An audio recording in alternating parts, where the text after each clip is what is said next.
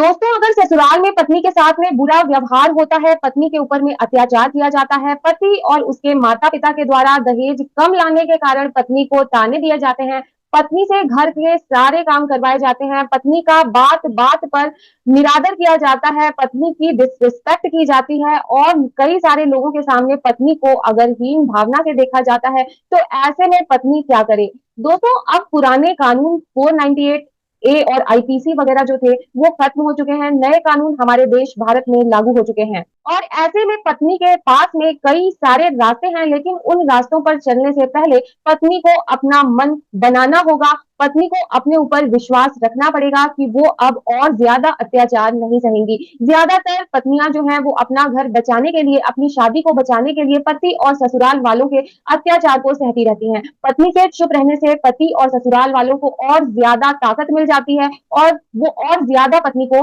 प्रताड़ित करने लगते हैं और ज्यादा पत्नियों को परेशान करने लगते हैं। जो काम पत्नी समय पर नहीं करती है, उसका नुकसान पत्नी को आगे जाकर उठाना पड़ता है, क्योंकि ऐसे में जहां पर पत्नियां अत्याचार को सहती हैं, गलत चीजों को सहती हैं, और वो पति के अगेंस्ट अगर कोई एक्शन नहीं लेती हैं, अगर वो पति के अगेंस्ट और ससुराल वालों के अगेंस्ट अगर कोई कंप्लेंट नहीं करती है, कोई भी कार्यवाही नहीं करती है, तो बाद में जाकर उन्हीं पॉइंट्स को लीगल पॉइंट बनाकर पति केस में अपने पक्ष को मजबूत कर लेता है, स्ट्रॉन्ग कर लेता है।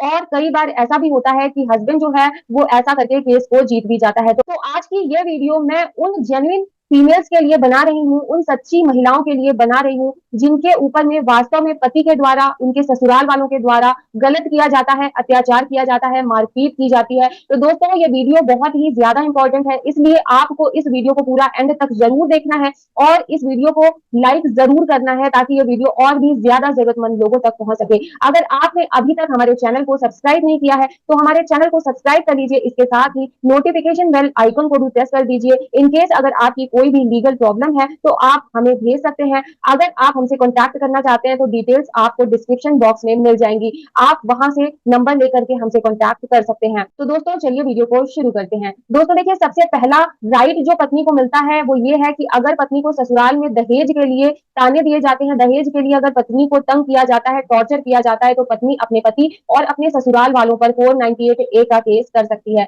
इसकी नई धारा भी है जो मैं आपको बताऊंगी, लेकिन यहाँ पर मैं आपको बता दूं कि 90% केसेस में 498 ए के मामले झूठे होते हैं, झूठे डाले जाते हैं, केवल और केवल बदले की भावना से डाले जाते हैं, पति को परेशान करने, ससुराल वालों को परेशान करने के लिए डाले जाते हैं। इसलिए आपका ये अधिकार यानी कि 498 का राइट जो आप का है, वो आपको सबसे लास्ट में इस्तेमाल करना है। इससे पहले आपको अपनी पूरी कोशिश ये करनी है कि जो भी आप लोगों के बीच में इश्यूज हैं, जो भी आप लोगों के बीच में मिसअंडरस्टैंडिंग्स हैं, आप उसको आपस में बैठकर दूर करने की कोशिश करें। काउंसलिंग का सहारा लीजिए, फैमिलीज के बीच में मीटिंग कराइए, पंचायत बिठाइए, किसी दोस्त को बीच में बिठा करके आप मीडिएशन करा सकते हैं। तो ये सब ऑप्शन आपको पहले ट्राई कर लेने हैं, उसके बाद आपको 498 का इस्तेमाल करना है। लेकिन अगर फिर भी मामला, मान लीजिए आपने सारे तरीकों को अपना लिया, फिर भी मामला अगर नहीं सॉर्ट आउट होता है, उसी सिचुएशन में आपको 498 का सहारा लेना है। दोस्तों, यहाँ पर मैं आपको बता दूं कि नए कानून भारतीय न्याय संहिता में 498 की बजाय अब जो नए सेक्शन है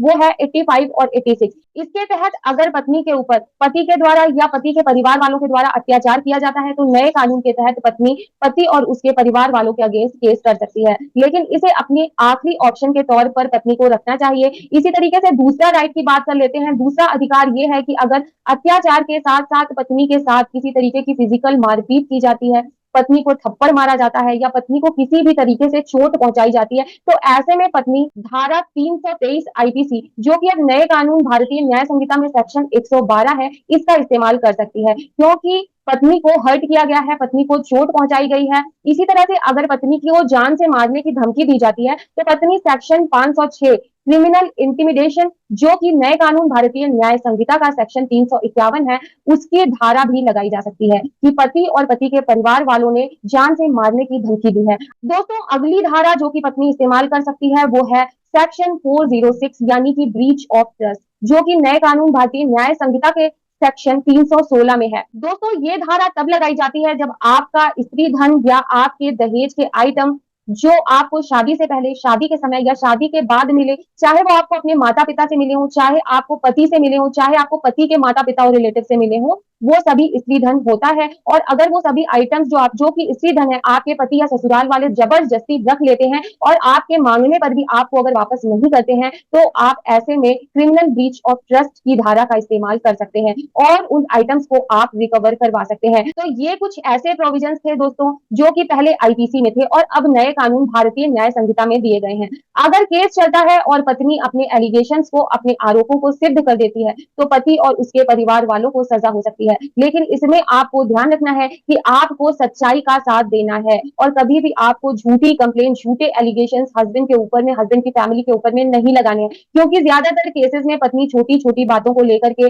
498 का केस डाल देती हैं। ऐसा दिखाने की कोशिश करती हैं कि मानो उनके साथ में पता नहीं कितना ज्यादा टॉर्चर हो गया है, पता नहीं कितना ज्यादा अत्याचार पति और पति के परिवार वालों के द्वारा कर दिया गया है, जो कि बिल्कुल दोस्तों गलत है। आपको जो भी रियल इंसिडेंट्स हैं उन्हीं को दिखाना है, उन्हीं को मेंशन करना है, क्योंकि कोर्ट अब 498 के मामलों में बहुत ज्यादा अलर्ट हो गई है, बहुत ज्यादा सतर्क हो गई है। कोर्ट को ये पता है कि किस तरीके से वाइफ जो है वो 498 का दुरुपयोग करती है, मिसयूज करती है। दोस्तों अब चलते हैं अगले अधिकार पर। अगर पति आपको खर्चा नहीं दे रहा है, किसी भी तरीके से आपको अगर पति मेंटेन नहीं कर रहा है, आपका किसी भी तरीके से पति जो है वो भरण पोषण नहीं कर रहा है, तो पति से भरण पोषण लेने के लिए सेक्शन 125 सीआरपीसी का सहारा लिया जा सकता है, जो कि अब नए कानून में यानी कि भारतीय नागरिक सुरक्षा संहिता के सेक्शन 144 में दिया गया है। दोस्तों सेक्शन 125 सीआरपीसी ये कहता है, शादी के बाद पति की ये जिम्मेदारी है कि वो अपनी पत्नी और अपने बच्चों का भरण पोषण करे। अगर वो ऐसा नहीं करते हैं तो आप केस कर सकती हैं पति से अपने लिए, और आप अपने बच्चों के लिए कोर्ट के थ्रू भरण पोषण यानी कि मेंटेनेंस की मांग कर सकती हैं और मेंटेनेंस ले सकती हैं। अगर कोर्ट के ऑर्डर के बावजूद पति जो है वो मेंटेनेंस नहीं देता है, तो आप पति के अगेंस्ट वारंट भी निकलवा सकती हैं और पति को जेल भी भिजवा सकती हैं। या अगर पति की कोई चल अचल प्रॉपर्टी है तो उससे आप अपने मेंटेनेंस अमाउंट को रिकवर कर सकती हैं। इसके बाद जैसे 498 का केस है, इसी तरीके से अगर पत्नी के ऊपर घरेलू हिंसा की जाती है, तो आपके पास 498 के अलावा एक और एडिशनल रेमेडी भी है, जो कि है डोमेस्टिक वायलेंस एक्ट के तहत भी आप केस कर सकती हैं। देखिए 498 ए और डीवी एक्ट में एक मेजर डिफरेंस, एक मेजर फर्क ये है कि डीवी एक्ट एक सिविल रेमेडी है, जबकि 498 ए जो है वो नए कानून में सेक्शन 85 और 86 है, वो एक क्रिमिनल रेमेडी है। दोस्तों डीवी एक्ट इसलिए सिविल रेमेडी है क्योंकि डीवी एक्ट के तहत कोई सजा नहीं होती है।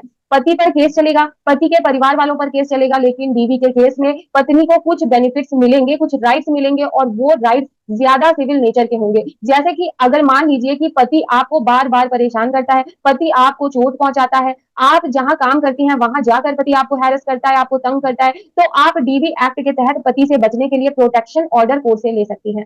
ऐसे में कोर्ट पति को यह डायरेक्शन देगी कि पति ना तो पत्नी से बात करे और ना ही तो पत्नी से मिलने की कोशिश करे, और किसी भी तरह से पति पत्नी को कांटेक्ट ना करे। इस तरीके से अगर पति पत्नी को मेंटेन नहीं करता है, तो डीवी एक्ट के तहत भी पत्नी अपने भरण पोषण के लिए या अपने बच्चों के भरण पोषण के लिए मेंटेनेंस की मांग कर सकती है।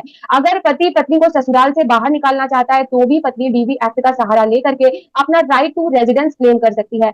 ऐसे में डीवी एक्ट में मजिस्ट्रेट कोर्ट स्टे दे देगी कि पत्नी को ससुराल से बाहर नहीं निकाला जाए, क्योंकि वो उसका मैट्रिमोनियल हाउस है। शादी के बाद वो अपने ससुराल आई थी और ससुराल में रहने का अधिकार पत्नी से कोई भी नहीं छीन सकता। अगर पत्नी को बाहर निकाल दिया गया है, तो कोर्ट पति को ऑर्डर कर सकती है कि वो पत्नी को ससुराल में रहने के लिए जगह दे, या फिर कोई अल्टरनेट एकोमोडेशन दे, या फिर रेंट दे, ताकि पत्नी अपना बाहर रहने का इंतजाम कर सके। बच्चों की कस्टडी लेनी है, पति ने बच्चे अपने पास में अगर रख लिए हैं, तो पत्नी डीवी एक्ट का सहारा लेकर के माइनर बच्चों की कस्टडी भी कोर्ट के थ्रू ले सकती हैं। इसके अलावा अगर पति डाइवोर्स का केस करता है, या पत्नी पति से डाइवोर्स लेना चाहती है और डाइवोर्स के केस में पत्नी को ऐसा लगता है कि केस लंबा चलेगा और इस दौरान पत्नी को अपने खर्चों के लिए, अपने मेंटेनेंस के लिए पैसों की जरूरत है, पैसे चाहिए, तो पत्नी सेक्शन 24 हिंदू मैरिज एक्ट के तहत भी इंटरिम मेंटेनेंस की एप्लीकेशन लगा सकती है। और ऐसे में पति को केस के दौरान भी मेंटेनेंस पत्नी को देना पड़ेगा, और ये मेंटेनेंस सेक्शन 125 सीआरपीसी या डीवी एक्ट से अलग होगा। दोस्तों मेंटेनेंस के रिगार्डिंग एक पॉइंट मैं आपको क्लियर कर दूं कि आप भले ही अलग अलग प्रोविजंस के तहत मेंटेनेंस ले सकते हैं, कोर्ट आपको मेंटेनेंस ग्रांट कर देगा, लेकिन आपको मेंटेनेंस एक ही मिलेगा। अगर दूसरे केस में मिलेगा तो कोर्ट उसे एडजस्ट कर देगी। ऐसा नहीं है कि आप पति से डबल या ट्रिपल मेंटेनेंस ले सकती है। दूसरी कोर्ट आपको एडजस्ट करके मेंटेनेंस देगी, या फिर आपके मेंटेनेंस को खारिज भी कर सकती है। तो इस तरीके से आपको आपके राइट्स मिल सकते हैं, तो इस तरीके से आपको आपके राइट्स मिल सकते हैं। आपके राइट्स में सिविल नेचर के राइट्स भी हैं और क्रिमिनल नेचर के राइट्स भी हैं। तो आपको जहां भी ठीक लगता है वहां आपको अपने राइट्स को क्लेम करना है, आप अपने राइट्स को क्लेम कर सकते हैं। लेकिन मैं फिर भी यही कहना चाहूंगी कि आप पति पत्नी का रिश्ता है, घर में लड़ाई झगड़ा होता रहता है, एक दूसरे के पॉइंट ऑफ व्यू को समझिए, क्योंकि हर इंसान का, चाहे वो पति हो चाहे वो पत्नी हो, कोई भी हो, एक अपना पॉइंट ऑफ व्यू हर चीज को लेकर के होता है। और इसमें ऐसा कुछ भी नहीं है कि कुछ भी सही है या कुछ भी गलत है। तो ये थे पत्नी के वो अधिकार, लेकिन मैं पूरी उम्मीद करती हूँ कि पत्नी को कभी भी अपने राइट्स को कोर्ट में जा करके इन्फोर्स करने की जरूरत ना पड़े। ऐसा समय ना आए किसी पत्नी के जीवन में कि उसे कोर्ट में जा करके अपने राइट्स को कोर्ट में जा करके मांगने की जरूरत पड़े। और आप आपस में बातचीत करके अपने मैटर को घर में ही सुलझा लें और हमेशा खुश रहें। तो दोस्तों, आज की ये थी वीडियो। उम्मीद करती हूँ कि आपको ये वीडियो पसंद आई होगी। वीडियो आपको पसंद आई हो तो इस वीडियो को लाइक करके अपने फ्रेंड्स एंड फैमिली के साथ जरूर शेयर कीजिएगा। ऐसे ही और लीगल इन्फॉर्मेटिव वीडियोस के लिए हमारे चैनल को सब्सक्राइब करके जाइएगा। इस वीडियो में बताई गई इन्फॉर्मेशन अगर आपको ये वीडियो इन्फॉर्मेटिव लगी हो तो इस वीडियो को लाइक करके अपना प्यार जरूर दीजिएगा। फिर मिलती हूँ नई इन्फॉर्मेटिव वीडियो के साथ। तब तक के लिए अपना ख्याल रखिए, सुरक्षित रहिए। Till then bye bye.